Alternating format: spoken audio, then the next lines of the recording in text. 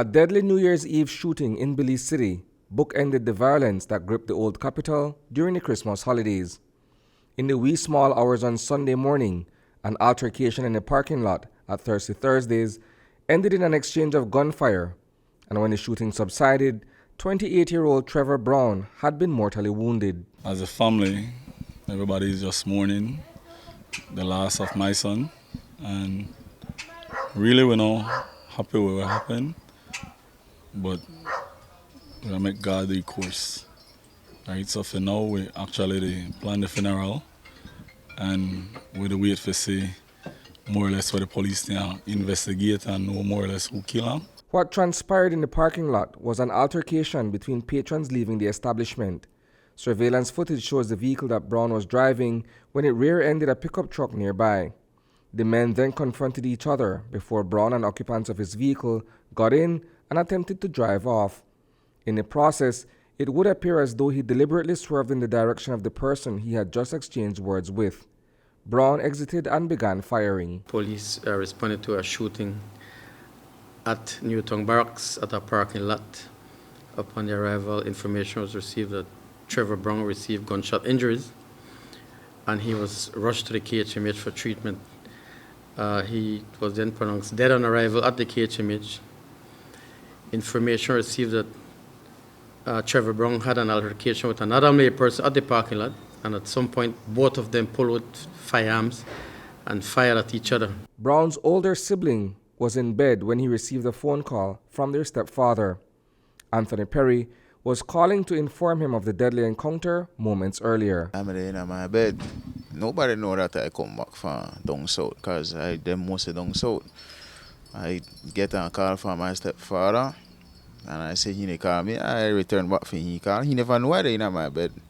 And he like, I call up to tell her that they just shot Trevor and I killed Trevor. We just talked Friday before I left. You know, we talk about vehicle. He just buy the car and the man tell me, he said, I can borrow a battery. I tell him, hold on till the battery till Monday car. I don't need it till Monday, you know. And we the front of the vehicle and we did talk for one thing to the next week guy in a vehicle. Show me radio because that's the most one way know more about vehicle, you know. And he show me radio. He said, I tell him, probably I just only fuse or something. I take off and I go south. That last time I see her for my brother. According to a situation report shared by the Belize Police Department, Brown was walking back to his Mazda when a pair of men came from behind and opened fire on him. The windshield of the vehicle was damaged and the men reportedly fled from the scene. Shortly thereafter, a male person was apprehended in the Yabra area and he was found with a gunshot injury to the head. He was taken to the hospital and he is presently admitted receiving treatment. Several exploded shells were found at the scene and vehicles were seen with bullet holes. A thorough investigation is being carried out into this incident and statements are being recorded. We have a video footage and these will be forwarded to the DPP for determination.